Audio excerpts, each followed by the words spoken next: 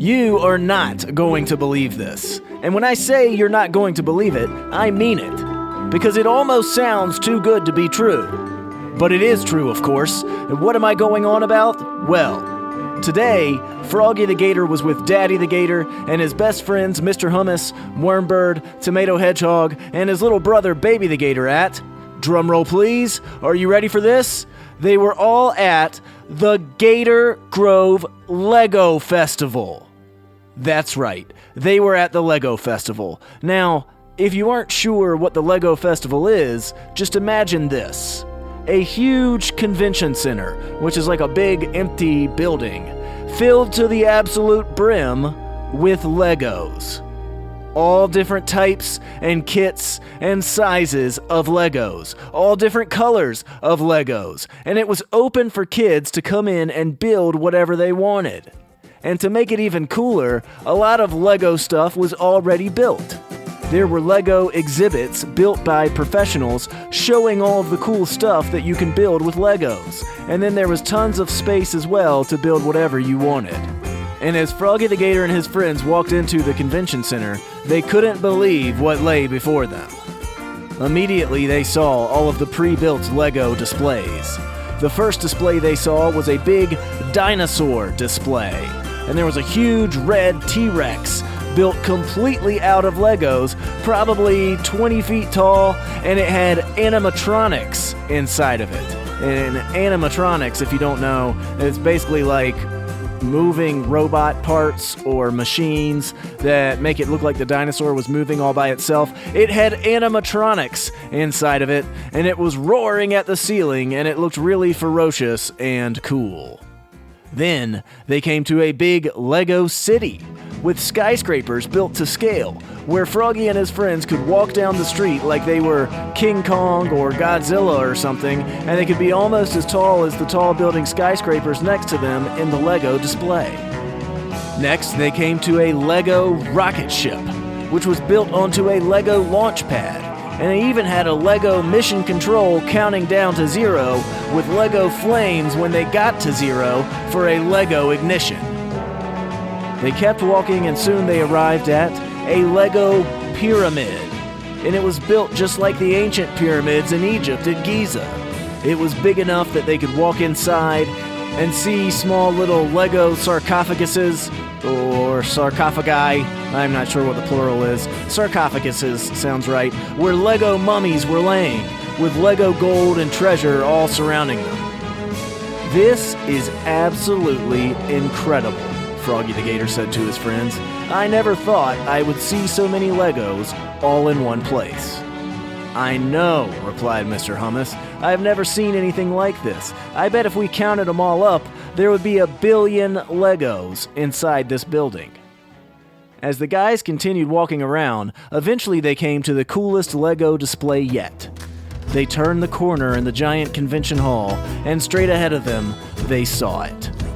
First, they saw a huge set of white sails, probably 50 feet tall and 50 feet wide, blowing in the wind. Is that what I think it is? Froggy asked his friends, already pretty much knowing the answer. Then they walked closer, and they saw a tall mast with a crow's nest on top, and a huge wooden hull, and a big Lego steering wheel. Oh my gosh, Froggy said as they got right up to the massive ship.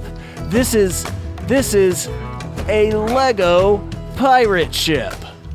And they immediately climbed on board the Lego pirate ship because this was a convention after all, and you could do stuff like that. And Froggy the Gator pretended that he was the ship's captain, Captain Frogbeard, with his first mate, Mr. Hummus, and their handy crew, Wormbird and Tomato Hedgehog.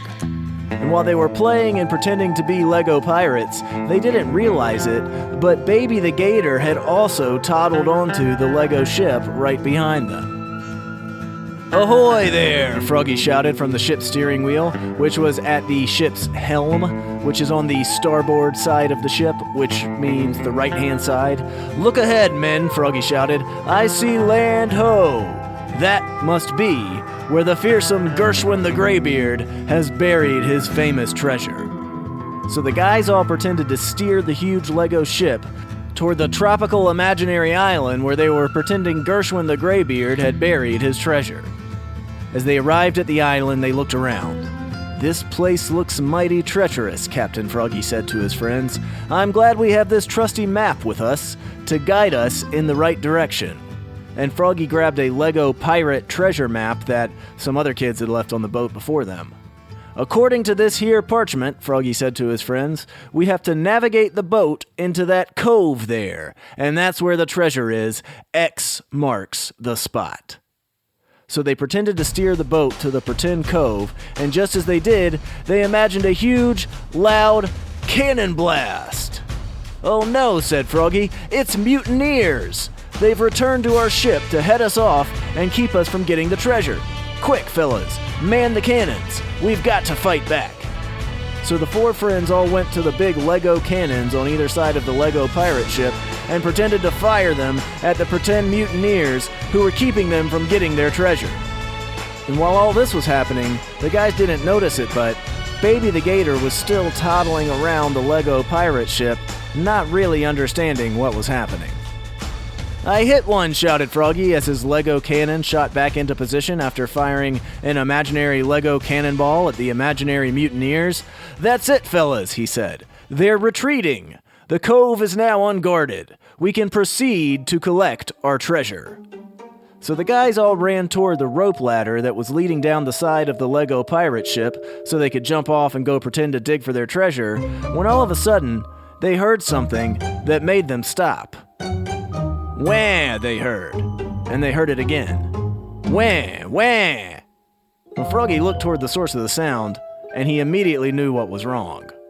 It was Baby the Gator, and he had somehow started climbing up the Lego crow's nest, and he had gotten too scared, so now he was just kind of stuck on the Lego ladder a couple feet off the ground. "Oh no," Froggy said. "Baby the Gator, you're stuck on the Lego ladder." And this immediately snapped the guys from their pretend games. They had to do something to help Baby the Gator get back down. So Froggy the Gator, the brave pirate captain, walked over to where Baby the Gator was stuck, and he reached up his arms, lifted him off the ladder, and set him down safely on the ship's deck. "Goo goo," said Baby the Gator, satisfiedly, knowing that he was now safe on level ground. "Baby the Gator," Froggy said to his little brother, "you gave us quite a fright back there. Now come on with us. We're going down this Lego rope ladder to find the Lego treasure.